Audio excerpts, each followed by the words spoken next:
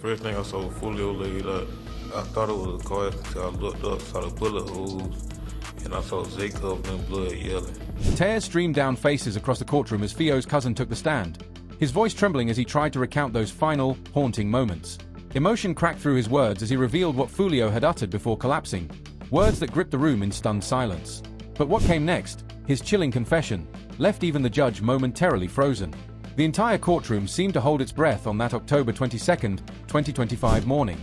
The silence was suffocating, so deep it felt like time had stopped.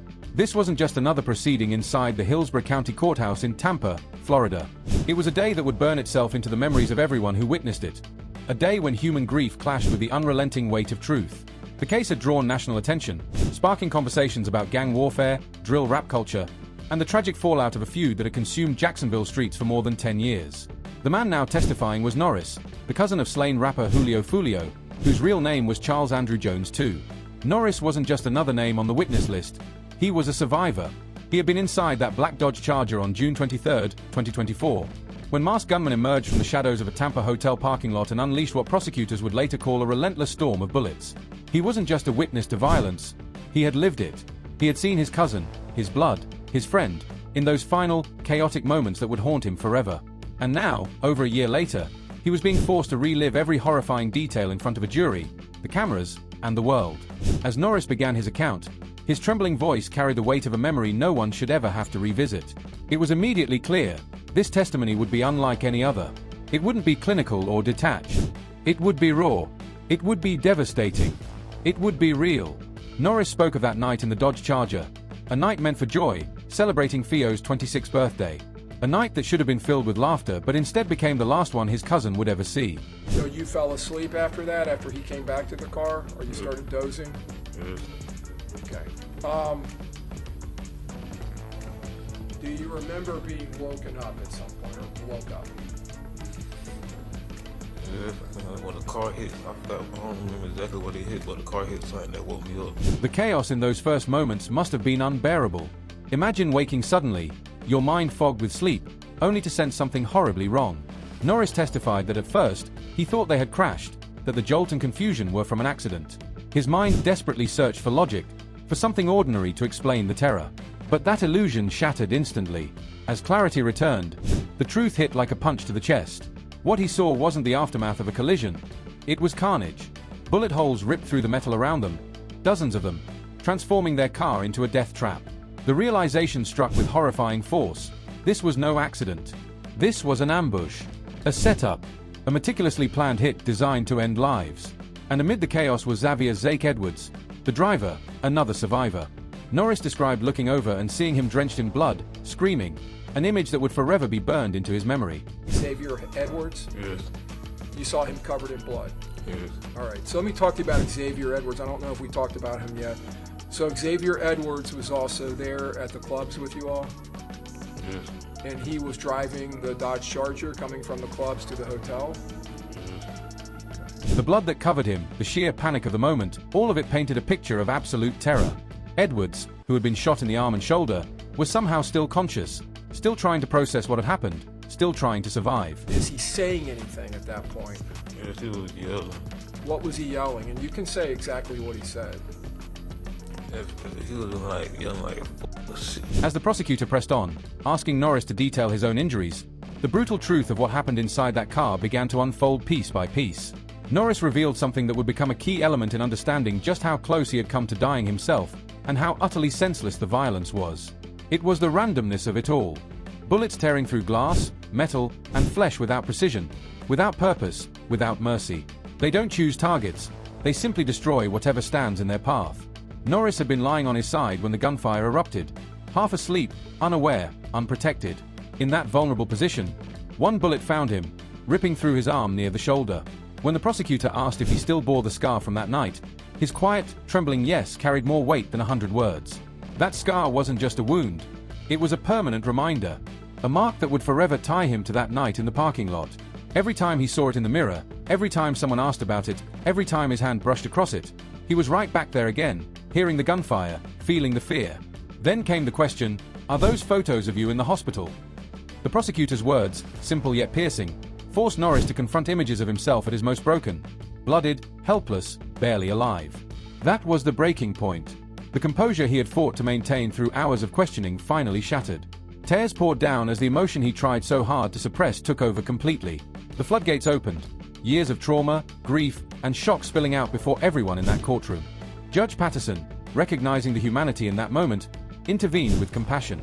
She called for a brief recess, ordering the jury out to give Norris privacy, to breathe, to cry, to try and pull himself together again. As he sat there, tissues in hand, eyes red and hands trembling, you could feel the weight of his pain. In that moment, Vandeer Norris wasn't just a witness recounting a crime, he was the living embodiment of the cost of gang violence. A man forever changed, carrying scars that went far deeper than skin. He was a young man who had watched his cousin take his final breath, who had narrowly escaped death himself, and who now carried both visible and invisible scars that would never truly heal. What Norris described on the stand wasn't an isolated tragedy. It was the result of years of festering violence, of a gang conflict that had devoured countless lives and echoed through the culture of drill rap and social media. His testimony hit harder because it wasn't just about one night, it was about everything that led up to it. To grasp the full weight of that horror, we have to rewind and look at the world Julio Foolio came from, and the decades-long street war that ultimately sealed his fate. The events of June 23, 2024 didn't begin with a gunfire. They were the end of a long chain of revenge, music-fueled tension, and street politics that had been spiraling for years. This was no random drive-by, no spur-of-the-moment outburst. It was a precision strike, planned, organized, and executed with chilling discipline. Prosecutors described it as an operation marked by tactical intent and violent precision. Surveillance video entered into evidence would later reconstruct those final hours of Foolio's life in haunting, frame-by-frame clarity. At around 4:30 a.m., Julio Foolio, real name Charles Jones II, was seen on security footage arriving at the Home 2 Suites Hotel in Tampa. He was wearing a red cap, adjusting his shorts, walking inside to ask about a room. Earlier that night, he'd been celebrating his 26th birthday, partying, performing, living freely. But when he showed up at the hotel, the staff informed him that his late arrival had cost him his reservation. He had no idea that while he tried to sort out new accommodations, he was being watched. His every move was being tracked. His time was quietly running out. The footage fast-forward slightly, showing the stillness before the storm. Then, headlights appear on screen, a car entering the frame. The prosecutor's narration sent chills through the courtroom. That vehicle right there, that's the assault team. This wasn't a coincidence. These weren't random strangers driving by. These were trained, determined men who had driven from Jacksonville to Tampa for one purpose: to assassinate Julio Foolio. Their movements revealed just how deliberate this was. The car maneuvered around the north side of the hotel, intentionally avoiding the area where Foolio's group was parked. They were patient, methodical, waiting for the precise moment to strike. This wasn't rage. It wasn't impulse. It was cold-blooded calculation. Moments later, another car appeared on camera, a Nissan Altima belonging to Foolio's entourage. Inside were Taffa McCrae and his girlfriend, Aliyah Albertson. They parked and walked into the lobby to use the restroom, ordinary people doing something completely routine, unaware that death was seconds away. When Taffa stepped out, their friend Kamaya Bentley slid into the driver's seat. That small decision would save her life, but not without consequence. She would later be shot in the arm during the attack. The courtroom held its breath as the prosecutor continued the narration. "And now," he said, "we're seconds away from the assault on the Charger." That's all that separated Foolio from his final moments. The video cut to the attacker's vehicle, a Chevy Cruze, creeping into position. Then came the eruption. In the lower corner of the footage, one of the shooters emerged, brandishing an automatic Glock. Xavier Edwards, Foolio's driver, could be seen in the chaos, desperately trying to maneuver the Dodge Charger out of the kill zone. He was fighting to save everyone inside, fighting to live, as muzzle flashes illuminated the night and the sound of rapid gunfire tore through the stillness. One of the most powerful and unexpected pieces of evidence didn't come from a witness or a surveillance camera. It came from a Tesla parked at a nearby charging station. The car's Sentry mode had been activated, meaning its cameras were recording everything from multiple angles. What that footage captured would become a turning point in the investigation. In crystal clear high definition, it showed the third shooter sprinting behind a row of parked cars, crouching for cover near a yellow vehicle, and taking aim. The video detailed the ambush in chilling precision, how the attackers coordinated, moved tactically, and boxed in their targets to create a deadly crossfire. Later footage showed the aftermath. Foolio's black Dodge Charger sitting in the Tampa Police Department impound lot, peppered with yellow evidence markers. Each sticker represented a bullet hole, dozens of them. The hood, the doors, the windows, every inch of the car bore scars of the barrage. This wasn't a few stray shots, it was a full-blown execution. The prosecutor's closing commentary on the footage was cold and methodical. The gunman acted with speed, aggression, and overwhelming firepower. Not one shooter, not two, but three, armed with AR-style rifles and a fully automatic Glock 19. They didn't just achieve fire superiority, as the prosecutor put it, they achieved fire supremacy. Foolio and his friends never stood a chance. The final blow came with the forensic evidence. Ballistic testing linked one of the shooters, 18-year-old Sean Shaw Gathite, to a previous shooting. The bullet casings and unique barrel markings matched perfectly. It was a devastating connection. Just 5 years earlier, Gathite had been an ordinary 12-year-old kid, streaming video games and joking online. Now, investigators described him as a cold, calculated killer. The case against the suspects was overwhelming. Detectives had everything: hotel surveillance inside and out, digital payment trails from Cash App, and vehicle maintenance records that revealed which cars were operational that night. Every transaction, every message, every camera angle built an ironclad narrative of guilt. 5 individuals were ultimately charged in Julio Foolio's murder: Alicia Andrews, 21, and Isaiah Chance Jr., 21. The alleged spotters who tracked Foolio's location: Sean Shaw Gathite, 18, Rashard Murphy, 30, and Dave Murphy, 27, the shooters who executed the ambush.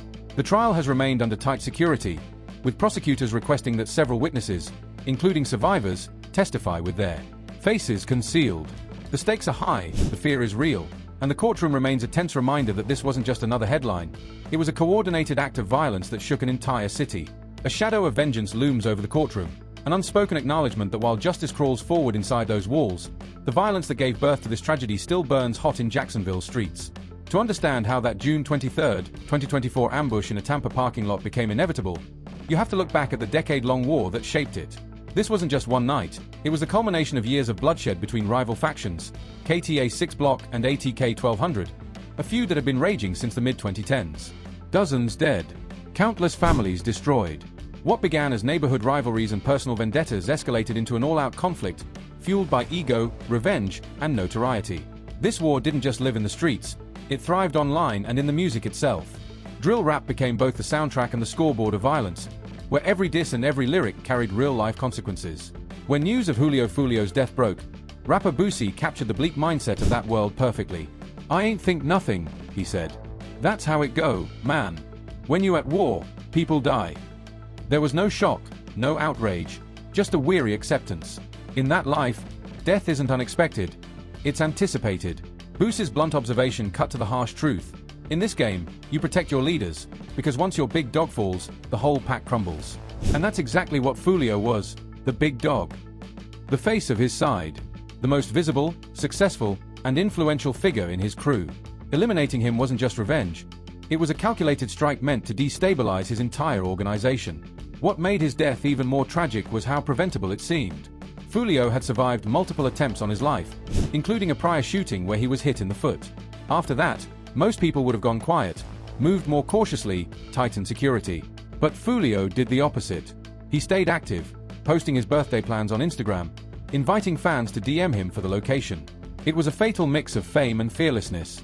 When you broadcast your whereabouts online, you never truly know who's watching: fans, friends, or foes. One of those DMs might come from someone wanting a photo, or someone planning a hit. After his murder, the cycle of disrespect only intensified. Within hours, rival rapper Youngeen Ace, one of Foolio's main enemies, dropped a diss track mocking his death. Another followed just days later.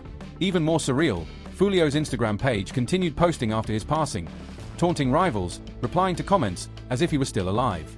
Someone had control of his account, using it to keep the feud alive beyond the grave. It was darkly symbolic, a digital ghost fueling an endless war. The role of music in this cycle wasn't secondary, it was central. Drill rap, a hard-edged subgenre of hip-hop born in Chicago, became the narrative thread of Jacksonville street war. Artists from both sides used songs to mourn fallen friends, boast about killings, and mock the dead. These tracks weren't just music, they were coded messages, emotional weapons, and psychological warfare set to a beat. Each new release wasn't just an artistic response, it was an escalation. The clearest example came with Youngeen Ace's Who I Smoke, a viral hit that sampled Vanessa Carlton's 1,000 Miles while openly naming and mocking Foolio's slain friends. The song exploded online, racking up tens of millions of views, turning real-life death into internet entertainment. It didn't just go viral, it ignited national attention, forcing people to confront how drill music blurred the line between art and violence. Foolio fired back with When I See You, a haunting retaliation track filmed at his rivals' gravesites. It wasn't just a diss, it was a declaration of war. And with every release, the hatred deepened. Every track risked sparking the next shooting, the next retaliation, the next headline. Looking back at Foolio's story, it's clear the shadow of violence followed him from the start. When he was just 15, he survived his first shooting, an attack that left him seriously injured. After 4 to 5 months of recovery and learning to walk again, he tried to return to school. But instead of escaping the cycle, he was pulled even deeper into it, setting the stage for a life and a death that seemed tragically predestined. When he tried to re-enroll, the school turned him away, refusing to explain why he wasn't allowed back. Shut out from education and feeling abandoned by the system, Foolio decided to fully embrace the streets. "And I left," he later recalled. In that instant, any chance of taking a different path disappeared. From then on, Foolio's life followed a cycle of arrests and quick releases. He kept getting caught with guns, spending short stretches in juvenile detention but always managing to get out. It wasn't until he turned 17 that he faced his first major charge, one that captured the wild recklessness of his teenage years. On Christmas Day, he and his friends went to a movie theater in Orange Park, Florida. As they cruised through the parking lot, they waved guns out the window at random people. Predictably, police spotted them, and after a quick 10 to 15-second chase, officers caught them with 4 firearms in the car. Yet, even then, the punishment was light. Since Foolio was the only juvenile, he served about a month in detention before release. He later admitted that if he had been caught with one more gun, he would have been sent to a higher-level program for up to 2 years. But that next charge didn't come, at least not right away, so he stayed in the streets. It's undeniable that the mix of social media, streaming platforms, and drill rap has transformed how gang conflicts unfold. Feuds that once stayed confined to a few blocks now play out on massive digital stages, with millions watching, liking, and commenting, each taunt and threat echoing louder than ever. The urge to respond, to defend pride, to seek revenge is amplified when the whole world is watching. In Jacksonville, police have been stepping up efforts to curb the violence. Sheriff TK Waters has pushed for a proactive strategy, targeting known gang members and stopping crimes before they happen. In Foolio's case, investigators connected clues from all angles: surveillance video, cell phone data, license plate scanners, social media posts, and ballistic reports to build detailed cases against suspects. The trial continues, with more witnesses to testify and more evidence to be revealed. In the end, a jury will decide guilt or innocence and deliver justice as best it can. Because this is the true toll of gang warfare, not just the lives lost, but the survivors left behind, burdened forever by what they've seen. As the trial moves forward and new revelations surface, it's important to remember this isn't only a story about rappers, beefs, and viral diss tracks. It's a story about real people, imperfect, shaped by their circumstances and choices, whose paths collided one June night in Tampa with tragic results. Norris couldn't stop crying in court because he was reliving his worst memory, confronting the image of himself at his lowest point, mourning his cousin who should still be alive today, who should have seen 27, 30, 40, and beyond. No time, distance, or effort to move on can erase that pain. His tears weren't just for Foolio. They were for every fallen friend, every survivor, every family destroyed by this unending cycle of violence. They remind us that behind every headline, courtroom update, and viral video, there are human beings enduring real suffering. Until society learns to break this pattern, to offer better paths for youth and address the roots of the problem instead of just reacting to it, there will be more Belandia Norrises sitting on witness stands, haunted by the moments they'll never forget. What did you think of Foolio's cousin's emotional testimony? Share your thoughts in the comments, and click the cards on your screen for more untold stories behind the headlines.